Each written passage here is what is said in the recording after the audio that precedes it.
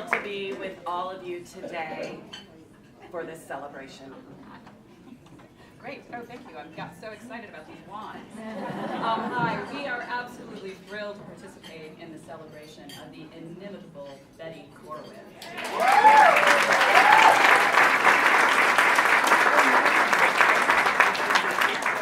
Where would we be in the American theater without her, right? Okay. We would like to introduce the producer of today's event, a woman who wears many hats, including the associate producer of the upcoming Desperate Measures at the York Theater. Please welcome Pat Addis.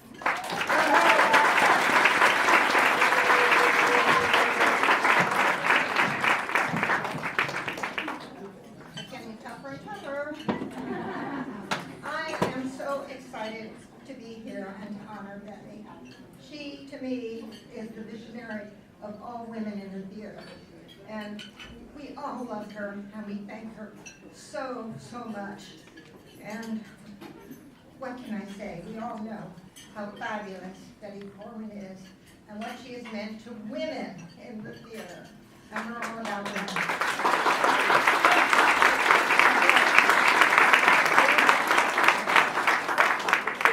Now, I would like to introduce a little entertainment. It's a little incestuous, but it's wonderful. It's called Desperate Measures. Yes, I'm desperate. Enjoy a little tasting of it. Thank you very much. Keep it down. That'll be enough of that. I'm the former president of Actors Equity. And when I heard about this League of Professional Theater Wymen luncheon, I thought,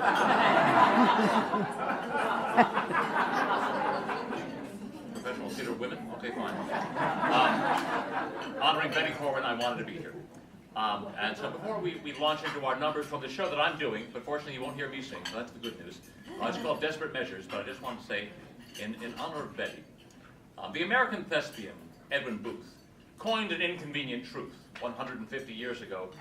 An actor's a sculptor who carves in snow.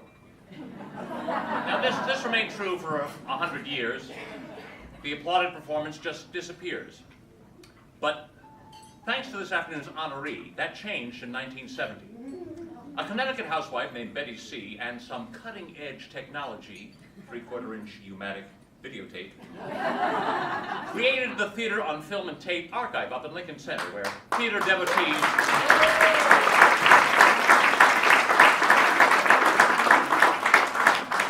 devotees may enter, students, researchers, industry pros, and take in all their fill of shows, musicals, plays, their numbers legion, productions too from every region.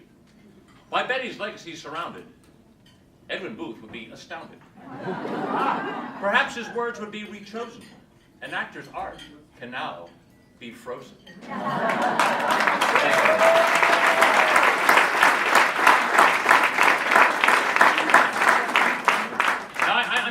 I'm something of an expert on the, before we get to these two numbers from Desperate Measures, I'm something of an expert on the battle of the sexes, having been married for 38 years. Well, 38 if I make it to a week from Friday. And I'm willing to share with you some of my strategy. 4 battle-tested statements that I have used to devastating effect in hundreds of arguments over the years. So feel free to take notes. Ready? I was wrong. You were right. I am sorry. Yes, dear.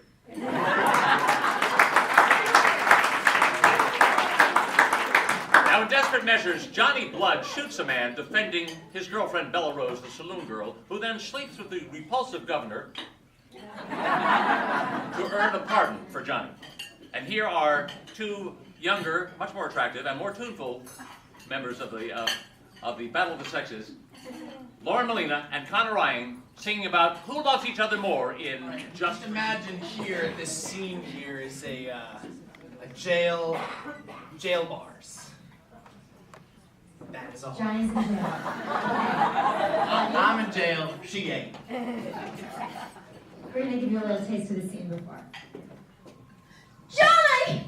Bella? Oh, I knew you'd show. Johnny, darling man, I missed you so! kiss me hard. Now how's my favorite fella? I got some mighty good news for you, Bella. They may not hang me after all. Oh no! There was a plan last night to fool the... What you mean you know? The sheriff tell you? Yes, he told me every detail. Well, you must allow it's one inspired solution. Of course, it all depends on execution. So which girl did he sweet talk to agree to be the... Oh no, not you. Not you. Me? How could you? Well, whatever do you mean? I love you with every fiber of my being, and you go sleeping with another guy? It's because I love you that I did. Oh, nice try. But that's not love. It's cheating and betrayal. Oh, Johnny, that's dumb, even for a male. You don't know the first thing about love. Love's unselfish. Love is thinking of the other person's welfare most of all. Oh, well, your welfare is doing fine. As I recall, how many men did you sleep with last year? That's my job. No, we had this clear. I'm saving for the future and to buy a farm to share with some deserving guy when I end my professional career. Oh, yeah, well, you know who I slept with last year? The list of women, total and complete, just one, just two! Really? That's so sweet. You don't love me half like I love you! That ain't fair. And what's more, that ain't true. I slept with another guy just for you. Shot a man and watched him die just for you. Dressed myself up like a Well, nun. sounds like you had lots of fun, but I'm in jail for what I've done just for you. You say that you love me, but you don't have a clue. Your love don't come near what I do just for you. I stayed with that man all night just for you. That shows that you care, all right? Yes, it do. I was good as I could be, and I did it all for free. They were gonna hang me from a tree just for you. You think I don't love you? Well, darling, that ain't true. You have no idea what I do just for you. Just for you. Just for you. Bang, bang, bang. Bang, bang, bang. Just for you. I flirt with every man in town just for you. They're gonna stick me 6 feet down just for you. Every night I weave a spell on our wealthy clientele. I'll probably end up in hell just for you. You say that you love me, but darling, that's your view. You can't hold a candle to all the loving things I do, 'cause everything I ever do is just for. I would risk my life again. I'd sleep with 100 men, and I'd do it cheerfully. Please don't be so good to me. If I did, then it would be Just for you.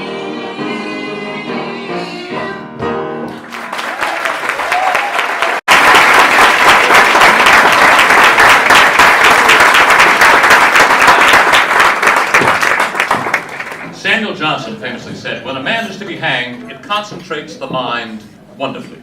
Now, the prospect of being hanged may not concentrate Johnny Blood's mind, but it certainly helps his voice. Connor Ryan will now sing for you his attempt. Johnny Blood attempts to enlist his sister's help to avoid being hanged. Connor will now sing for you, It's Good to Be Alive. And real quick, David, just before we start, I just want to say thank you so much for having us here today. It's an honor to be here at this event. An honor to be here to celebrate you. And it's an honor to be in this show, especially at a time when just social media and my news sources are just flooded with just pounding negativity. As a person who's just kind of trying to start out my own life in this world, it's a lot of sadness at the moment, and I'm so lucky to be in a show where for 2 hours every day, sometimes twice a day when I'm really lucky, that all that goes away, and we just have such a good time. And so thank you for having us. Similarly, it's a joy to be here and to escape the cold and to celebrate with you guys, especially to be somewhere celebrating women. I feel honored to be here, so thank you very much.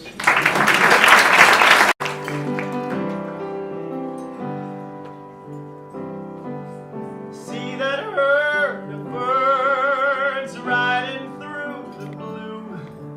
Can't you hear their words calling out they sing, still we rush and strive, for we know one thing. It's good to be alive.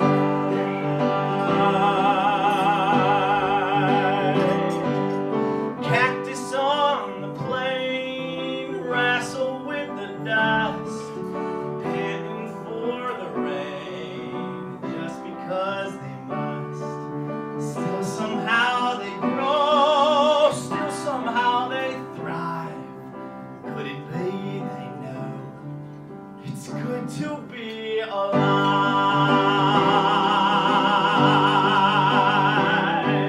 I'm not saying life is all sunshine and roses. Sometimes it's hard to live, but you must admit it's a bit more appealing than the alternative.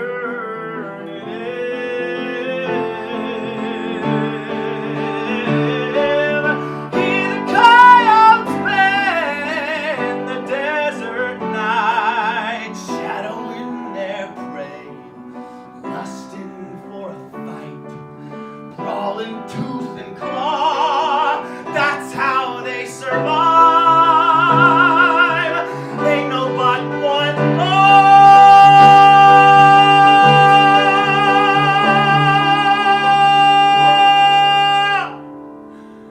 It's good to be alive.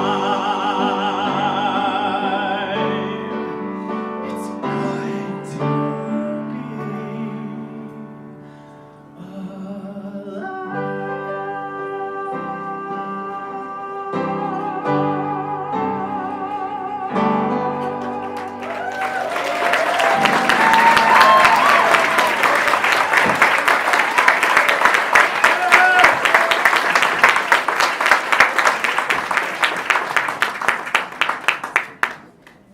Well done, Connor. Thank you.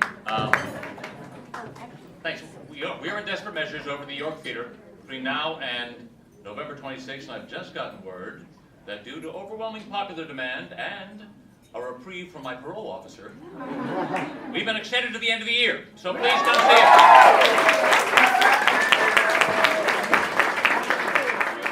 Special Lifetime Achievement Award for the one and only Betty Corwin. Thank you.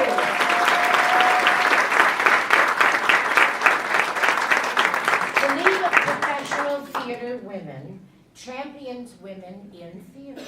And if you would like to learn more about the who, what, and how, please refer to your marvelous Betty Bill.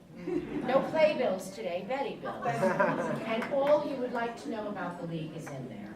So I'd like to introduce Paula Ewan, performer, singer, and for the League, co-chair of the Apprentice Committee. Frick. Frick, and I'm Frank. I'm Frick, you're Frank. Okay. Thank you, Ludovica.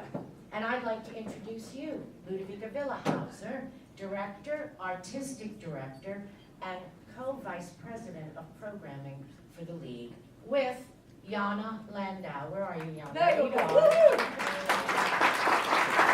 A little housekeeping before we proceed. Pretty much anything we do in the theatre takes a village. That is very true. And we would like today to thank Pat Addis for producing this event today. And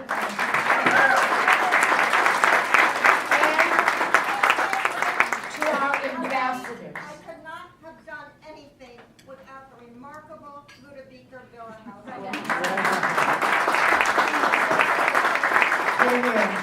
And of course, our ambassadors for the event, as it does take a village. Thank you. Thank you to the League's Advisory Committee, especially to co-chair Darryl Roth, to our board of directors and officers. Thank you to all of our past presidents. Yes, and thank you to all of our speakers, our esteemed guests of honor. And we would like to give a special mention today that Carmen de Lavalade is with us today. Where are you, Carmen? Here you are. Hello. We had a fantastic oral history interview with Carmen, and she will be awarded the Kennedy Center Honor later this year. Thank you to our wonderful team, Asavi's team, our donors, especially our auction donors, hint, hint, hint. Thank you to all of our sponsors. You see, it takes a village. Now, right now, I'd like to share with you a letter, a testimonial, if you would, from our wonderful governor of the state of New York. To Betty. Dear Betty, it is a pleasure to join with the League of Professional Theater Women and everyone gathered in congratulating you on your special Lifetime Achievement Award. This richly deserved recognition is a tribute to your visionary spirit and tenacity and your indelible contributions to the world of theater. You took the initiative to preserve theater on film, and in doing so, enriched the lives of theater professionals and theater goers everywhere. On behalf of all New Yorkers, thank you, Betty, for your extraordinary leadership and commitment. We all owe you a debt of gratitude for your dedicated efforts. Sincerely, Andrew M. Cuomo.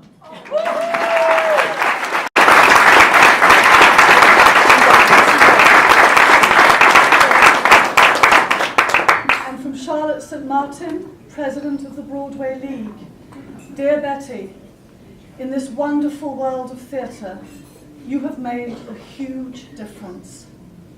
On behalf of all theatre professionals, I congratulate you on this long overdue award. We thank you for your monumental achievements. Your work is a gift to all of us, to young actors learning from past productions, to directors, to producers, to choreographers, to designers, to educators, and to those who are as passionate about theatre as you are. You are a trailblazer for all women. It was because you chose to undertake the many challenges of capturing this finite art on film that theatre will now be preserved forever, as will your legacy. Thank you. You are truly an inspiration to us all. We are indebted to you. Sincerely, Charlotte St. Martin, President of the Broadway League.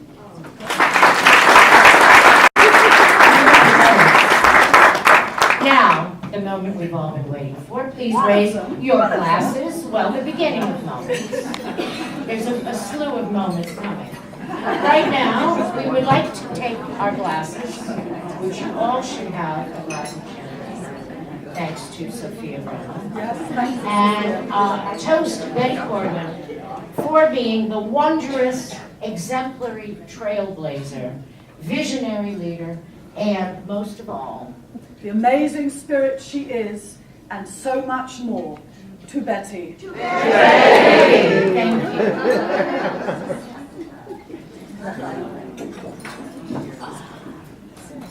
Paula?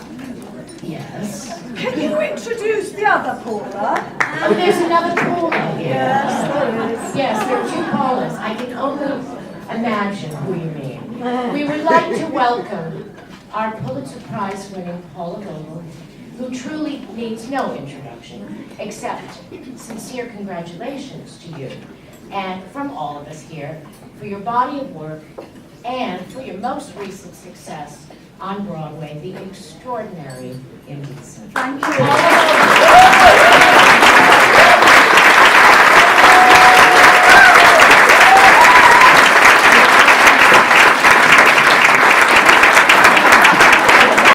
Where would we be without stage managers?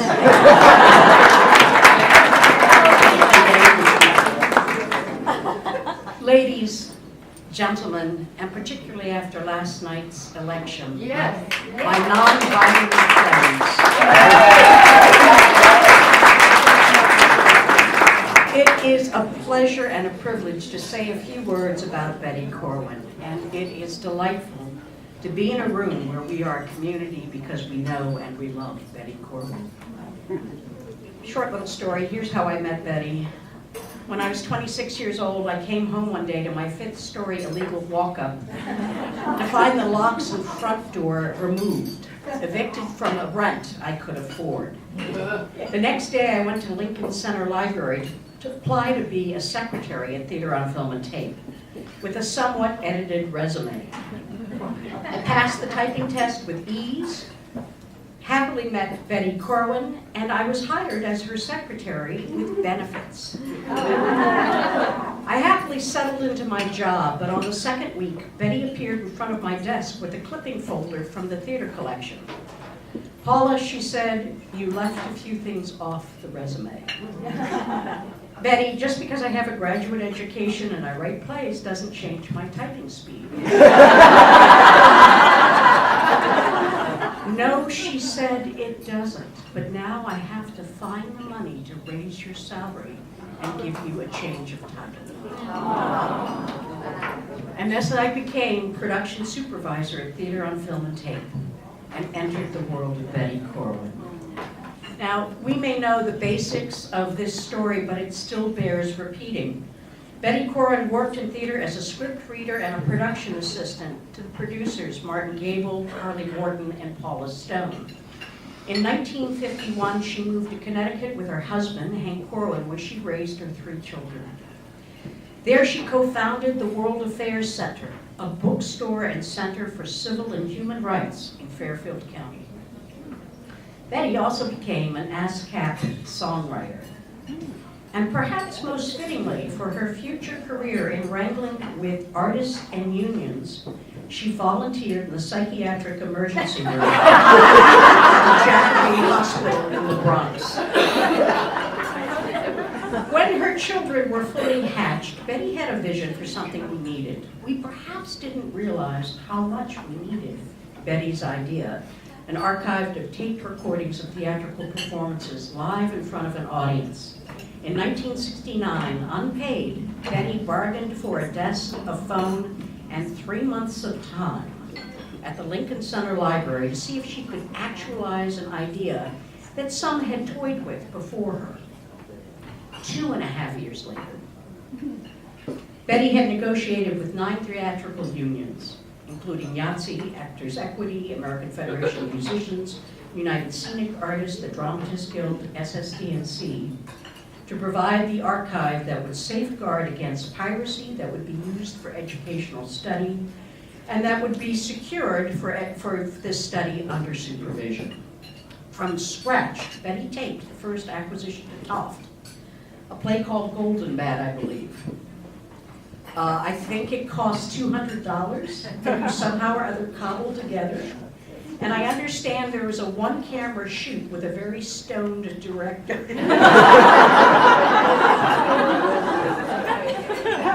I'm now told that all of the tapings involved 2 cameras, cost more than $10,000. How much? Sometimes 3, sometimes 5. Sometimes 3, sometimes 5, and cold, stone, sober directors, including the remarkable Richard Stucker, who is here. So, here follows the extraordinary achievements, right? From scratch, from the string and glue of Betty's persistence, she raised money for staff, for monitors, for space, for tapings, for 2 cameras, for just the paperwork alone, collecting oral histories, interviews, documentaries, and B-roll from some of the networks. Theater on Film and Tape has persisted now to we're over 5,000, aren't we? Yeah. We're over 7? Mm-hmm. 7,000 tapings of live theater performance.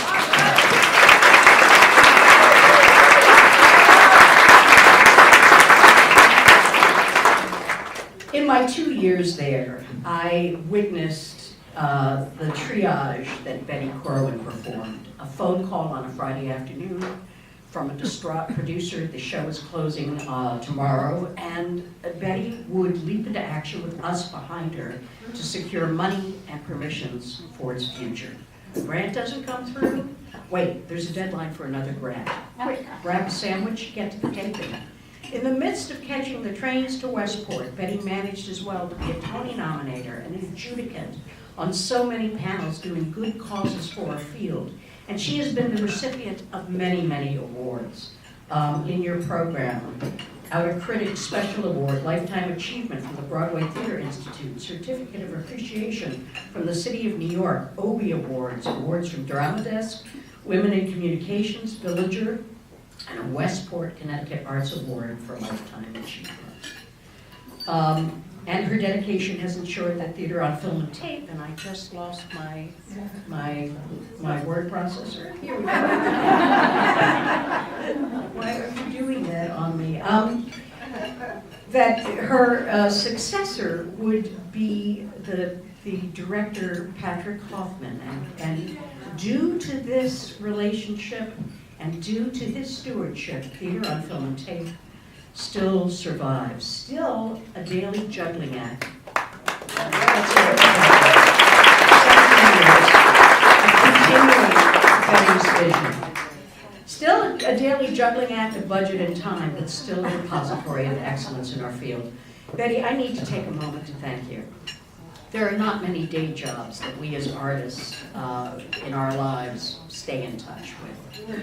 But to work with Betty is to become inspired by Betty. Betty taught me with her focus, her professionalism, her sense of humor, and her savvy ways of wearing scarves. Betty taught me how to rebound from disappointment. Betty taught me the basics of grant writing, telephone manners, the importance of saying thanks. I took the skills with me after 2 years to Brown University to form my program in playwriting. And throughout my educational career, I have asked, what would Betty do? That kind of modeling comes along only once or twice in a lifetime. Betty has taught how upset she was as a lover of theater to realize the performance she saw of Lorette Taylor in Glass Menagerie was lost to future generations. That the performances of Marlon Brando and Jessica Tandy in Streetcar, of Catherine Cornell, would be more ephemeral than the theatrical reviews and programs in print.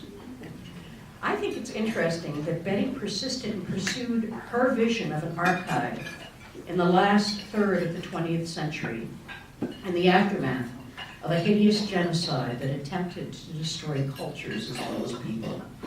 A tyrannical vision that burned books, and that almost succeeded in wiping out a language of people who had thronged to the Yiddish stage. Interesting, too, that theater on film and tape came in the aftermath of our own American witch hunt and fear of American diversity in the 1950s. For wherever there is political fear and repression, there is cultural suppression. Whether McCarthy or Hitler, we have lost performers, writers, composers, and artists who have been severed in creating for our community. And to continue forward in the fight for civil rights, we must remember the way that was taken. We must preserve our past, our cultures, our legacy, our memory. What Betty has given us is nothing less than living memory. The memory of performance, not the ephemeral performance itself. From the shadows of early tapes, we can imagine and picture the life force of the human body that is an actor in the space in front of the echoes of an audience. For those of us who have lived in theater in the 20th and 21st century, we can talk through these shadows of ourselves to those not yet born.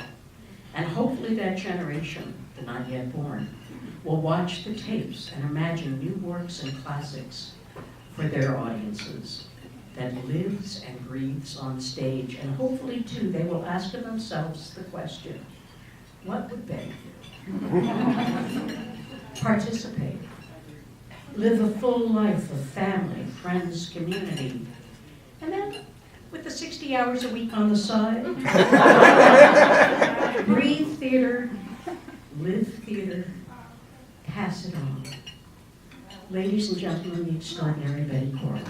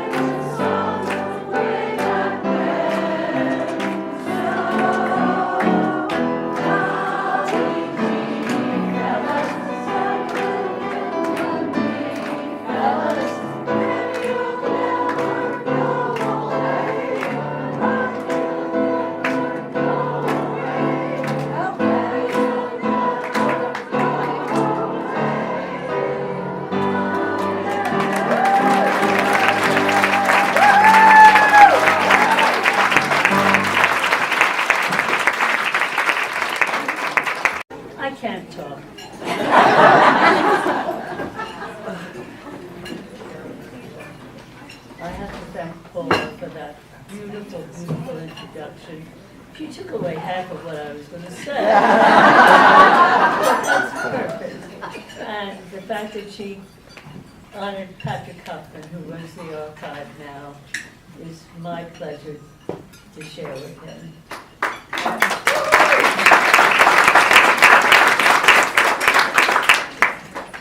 I'm passionate about the theater. I've loved it since I was a little girl. My parents took me to see Ethel Merman, William Jackson, who else?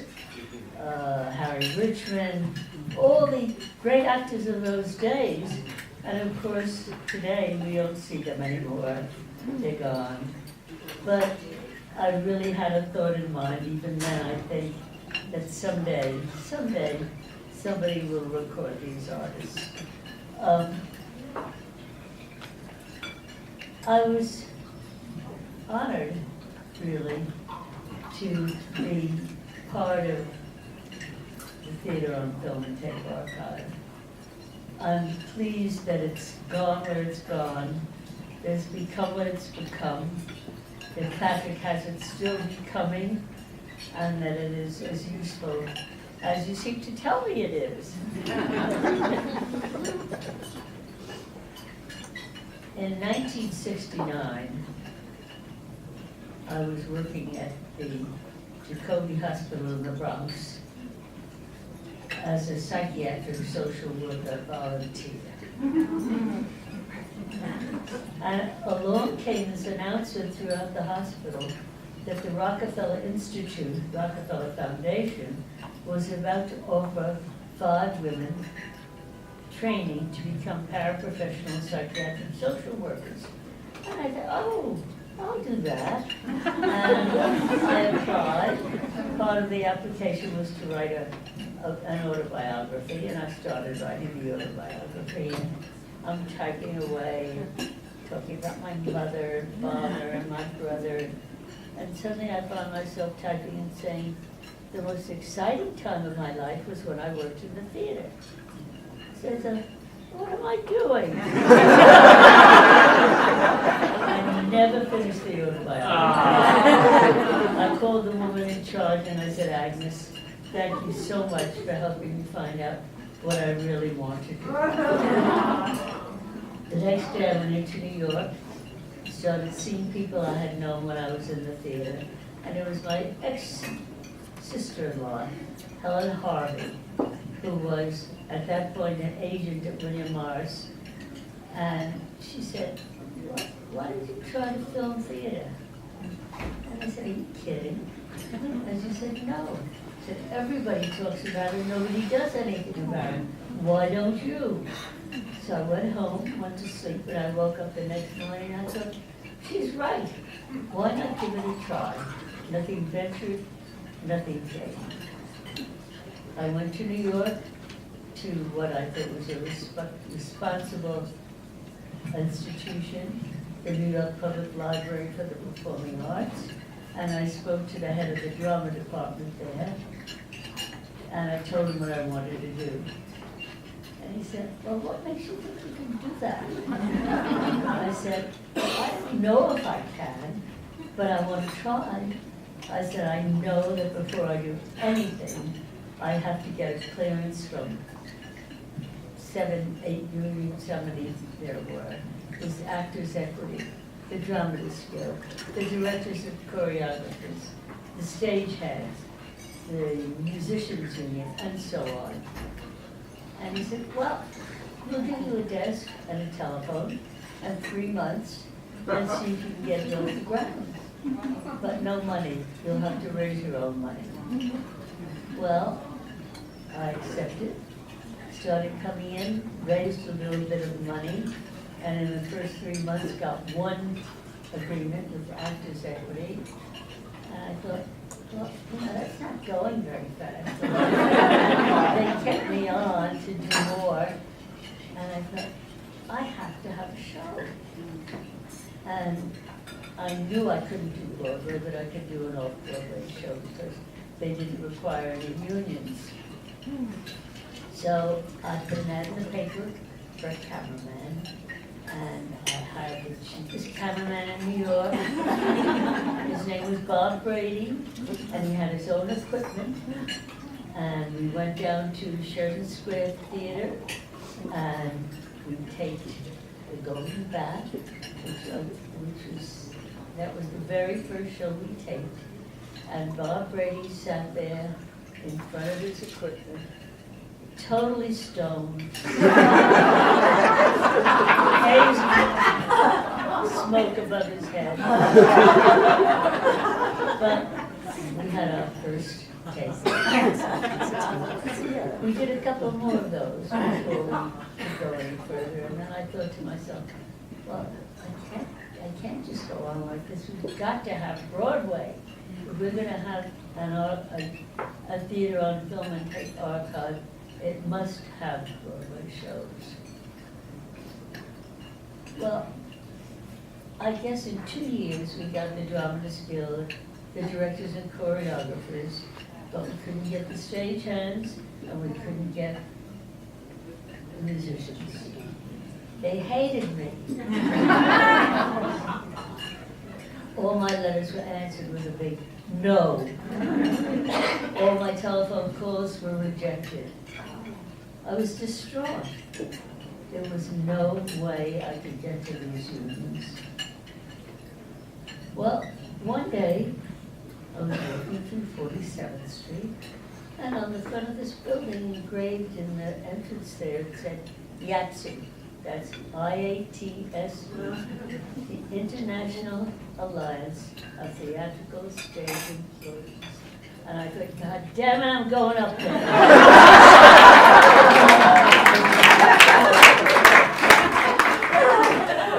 I went up, and it was like a scene from On the Waterfront. This guy was sitting there with his feet up on the desk. He was leaning back against the wall, smoking a big cigar, and he never asked who I was or what I wanted. He said, yeah. And I said, I'd like to talk to Dick Nemo. And I heard him on the intercom saying, hey, Dick, there's a pretty lady here to sit in the seat. And I heard Dick Nemo answer, send her right in. I went into his office, and I said, I'm Betty Corwin. Well, of course, he turned purple. Delavalad. I sat down, and I didn't get up for over an hour. I told him all the unions that already had agreed. I told him all the conditions that we were agreeing to.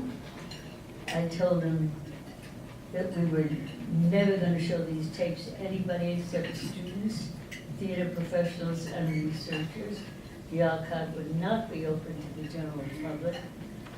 I told him, well, I went on and on and on. And finally, after about an hour and 10 minutes, he went, enough! You convinced me.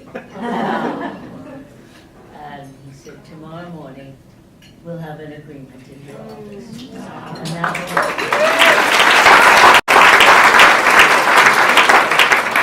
And that was wonderful. And we knew we couldn't go anywhere without the stagehands. And from that moment on, any show we did on Broadway, I'd go backstage and give each stagehand a Hershey bow with almonds.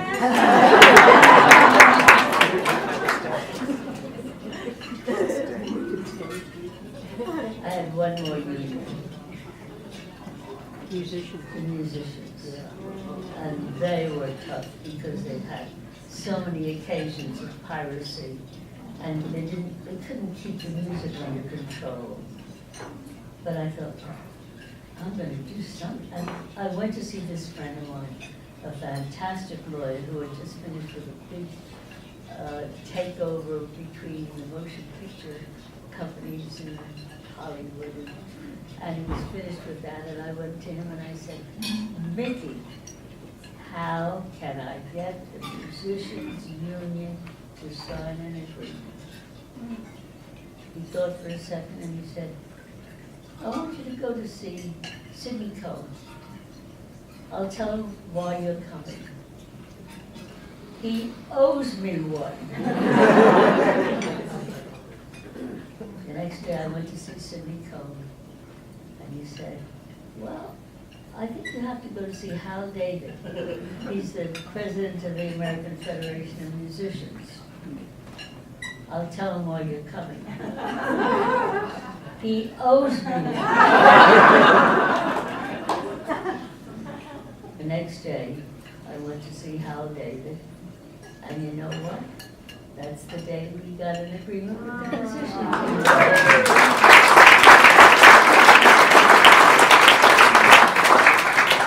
We now had agreement with all the unions necessary to take Broadway shows. And it was an exciting moment because we'd never done a musical before, we hadn't really done straight plays before. It was a moment to celebrate. That day, the day we got the musicians union, we all celebrated in the office because we knew something momentous had happened.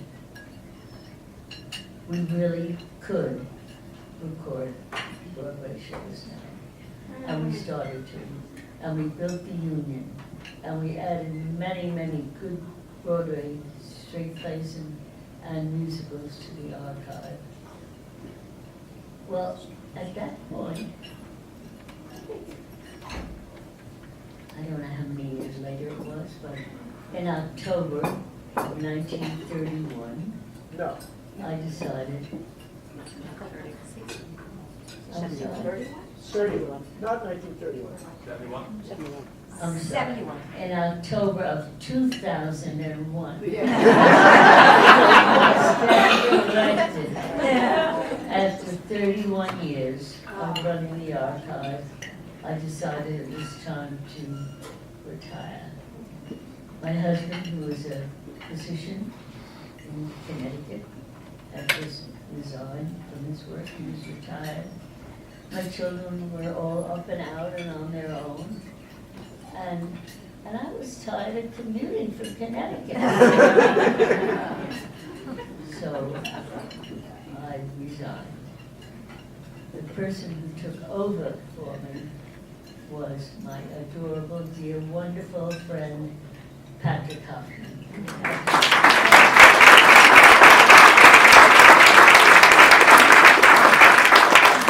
He's still doing a fantastic job building the archive. We now have 7,000 titles. Now part of those, some of those are interviews, dialogues, television shows that we acquired, but 4,152, is that the right number?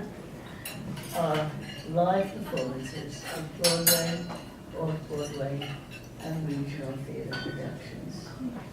So the archive was very much alive.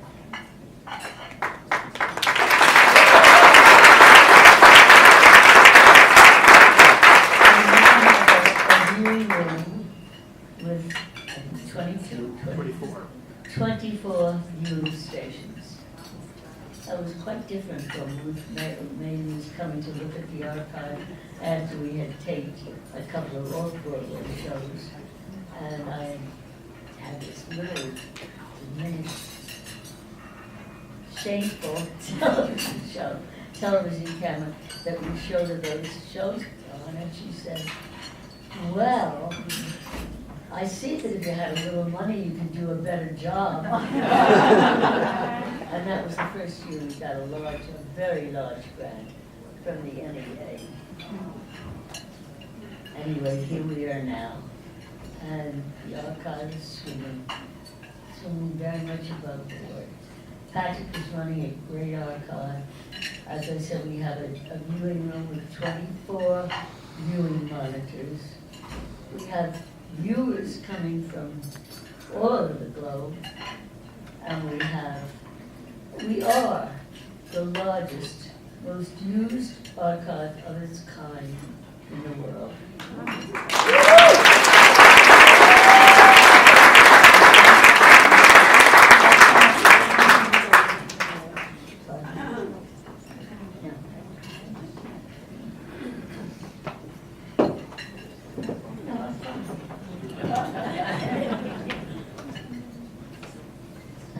To thank Pat Addis.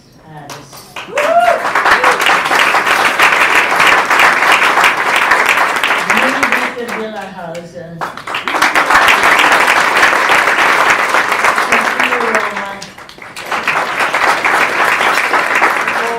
For putting this wonderful day together. I can't tell you how not honored but overwhelmed I am. I thought there'd be a few people here.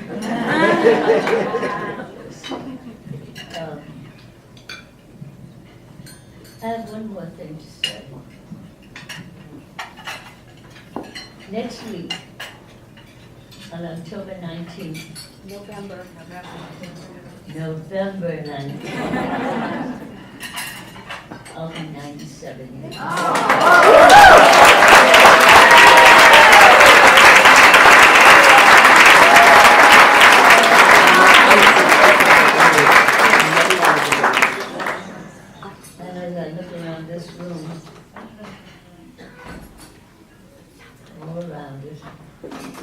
But all your faces, you make me feel so young. You make me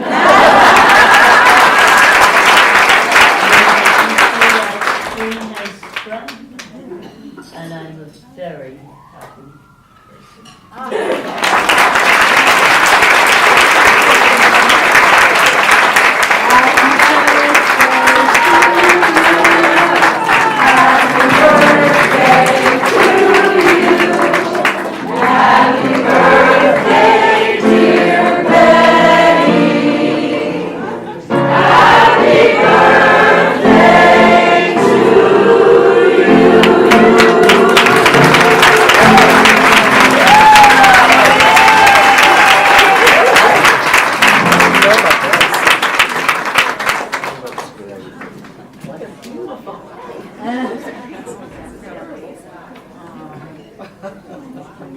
I've never done this before. Just light the middle. Yourself.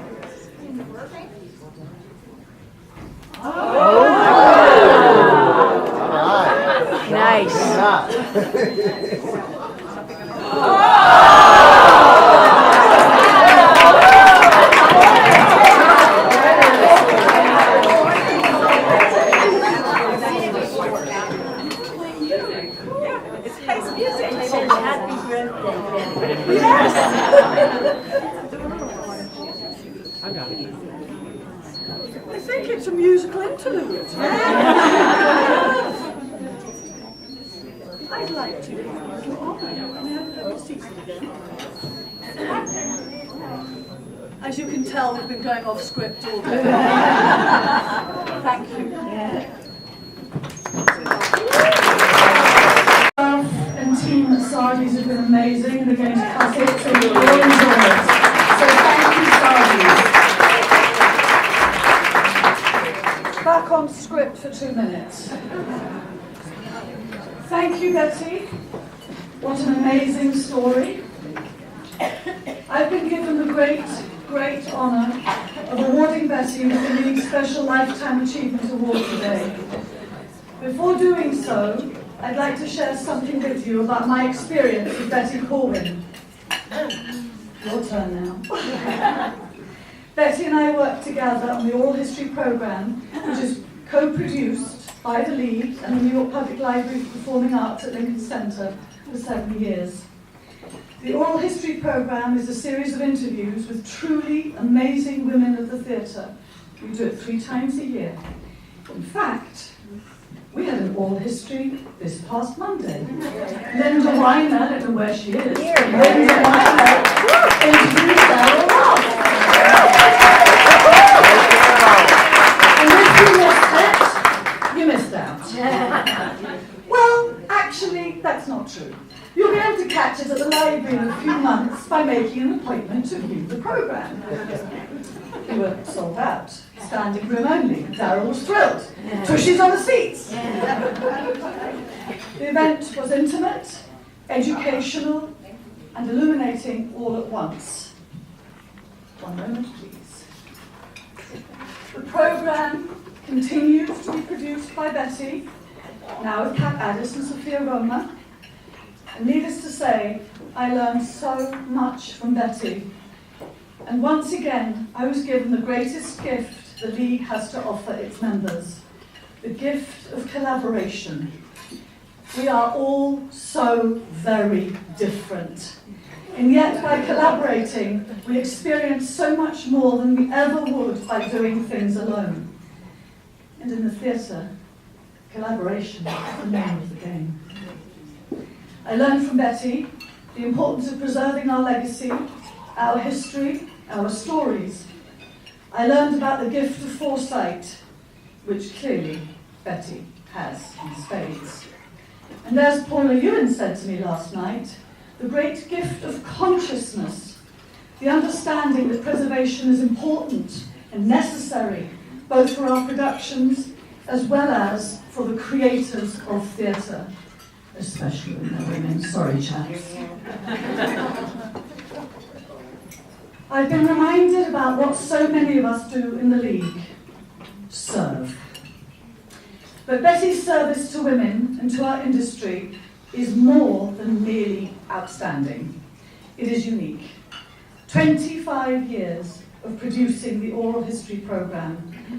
And my notes say 5,000, but you guys said 7,000, so we'll go to 7. And 7,000 productions preserved because of your foresight, vision, dedication, and most importantly, love of the theatre.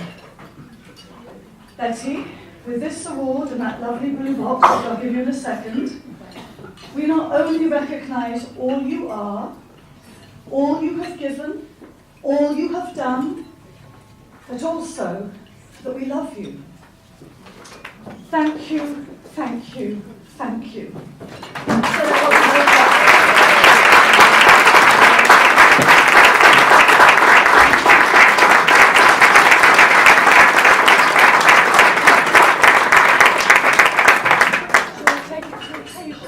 No, I want to open it.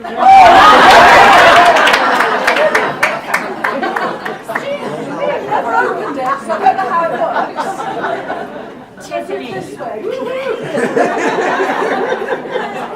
Did you look us? Did you video?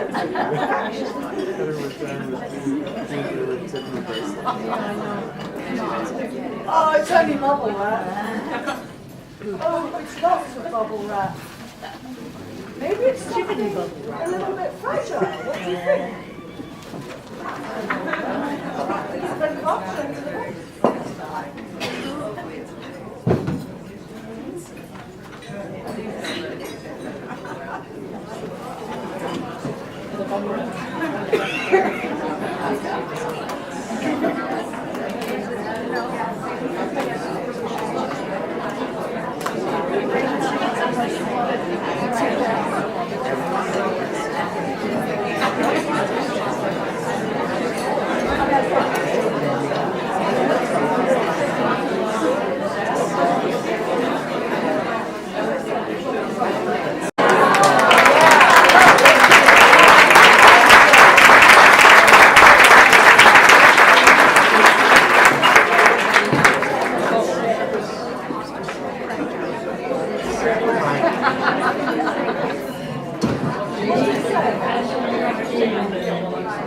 Special Lifetime Award, Betty Corwin, November 8th, 2017.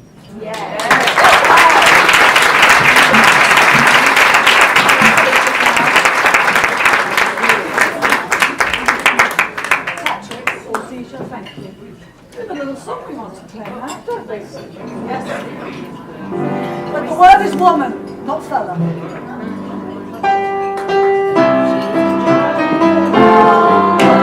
She's a jolly good woman.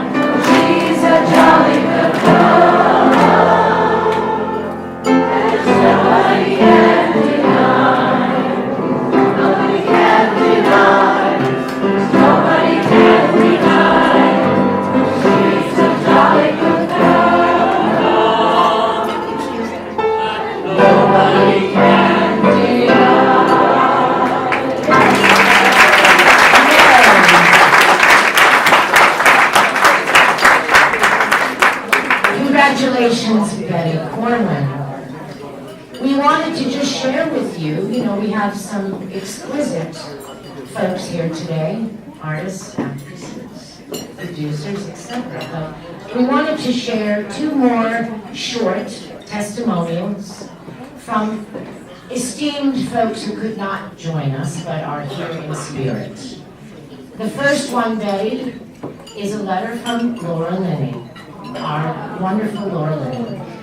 Dear Betty, I wanted to add my voice to a chorus of gratitude for your deep commitment to the theater and your love of the arts, your generosity, your dedication to theater history, and stunning strength of spirit and body set a standard towards which we should all strive.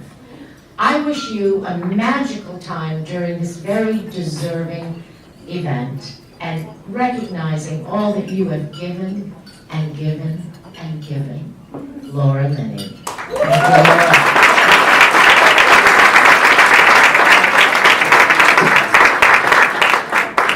And another lovely letter came to you. Dear Betty, congratulations on this award. I'm sorry I can't be there with you, but we owe you so much because without you, we would have no theater history. Enjoy, love, Cheetah. And I don't have to say the last name, do I? Well, those are 2 extraordinary women who are not here. They are here in spirit, but we have an extraordinary actress with us right now who I'd like to bring up to the stage to say a few words, the magnificent Kathleen Sharpton.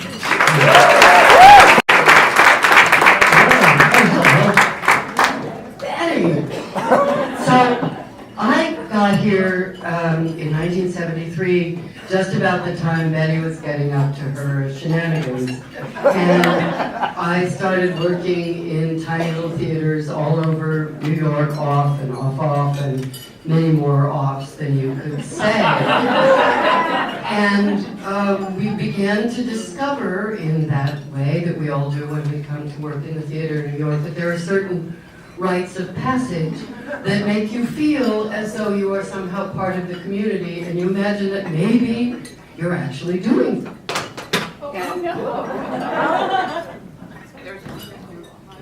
Rites of passage.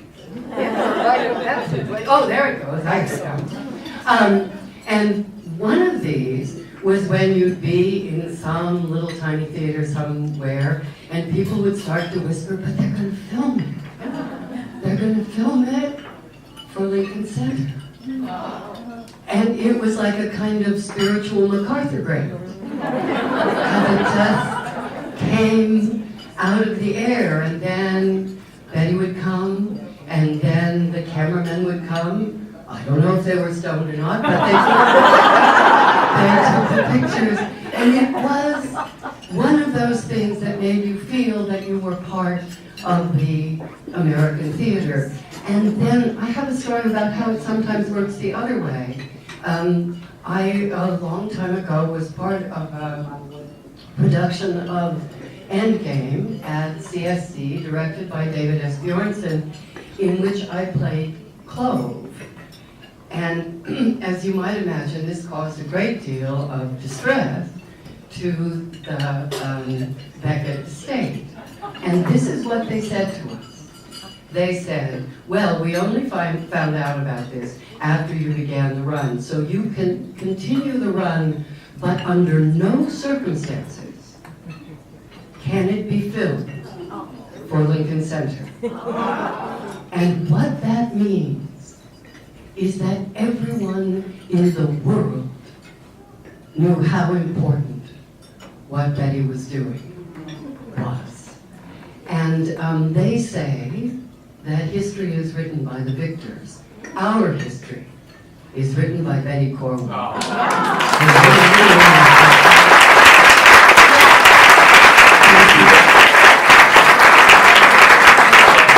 Right now we have some fantastic items in our auction, which you may have gone over and look So at. very quickly, 4 VIP tickets to Shadowland with 4 lovely mugs. Oh, that's lovely. 3 private ballroom dance lessons with Andrea Andrusakis. Wonderful. Just that name alone makes me And a happy. portrait by esteemed Kansas City portrait artist Barbara Kenyon. She's done with Pat Addison. It's really rather lovely. I like one. And this is very grand. This is the Hamptons 4-night getaway. It's a $2,750 value. And that's something I would absolutely bid on. And also 4 tickets and wine during intermission for Desperate Measures. Ah, Desperate Measures. And the Pharaoh and Ball Experience Package, which is a $550 value. British craftsman, British, mind you. Nothing to do with paint and paper. Pharaoh and Ball invite you to experience luxury. They will come in and redecorate your home and give you color consultations. And nothing would be the same if we didn't have another lunch at Sardines. So who are you going to take? I think that's it for the commercial announcement. Yes. Next upcoming oral history events are February the 12th and May the 7th. So could you please quickly whip out your calendars and write it all down? That's February the 12th and May the 7th. And next up is what? I think we'd like to, oh yes, remind you about the Big Mingle. We used to call it something else. It's now the Big Mingle. Everybody gets together and mingles. There's actually an excuse for a holiday party, and it's on December the 1st, and it's on the 2nd floor here at Sardines. It's fascinating. All the dates again. Dates again. February the 12th Is what? Oral history. May the 7th is Oral history. December the 1st, Big Mingle. Or the Big Mixer. It's a holiday party, it's the Big Oh, Mixer. excuse us. And I think with 1 hour of sleep, I wrote mingle instead of mixer, but I've been corrected. No, we're only doing this year. It's the Big Mixer. March. I know, but I'm is the talking Big about the Mingle. Big Mixer. It's all on the website. Yes, you must go to our website because people work so hard to put all this information on there, the calendar, members only, you can look at members only stuff, but the public as well. And it's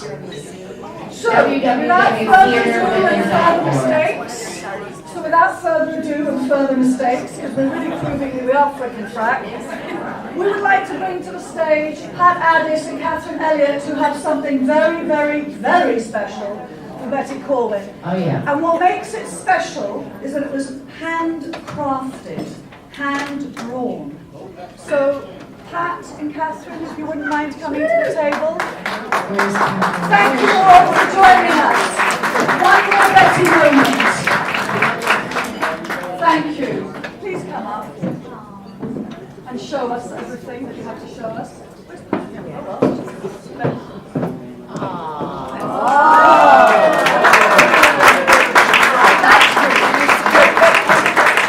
And this is our artist, Catherine Elliott, who's also the performer and our hall member and colleague and friend.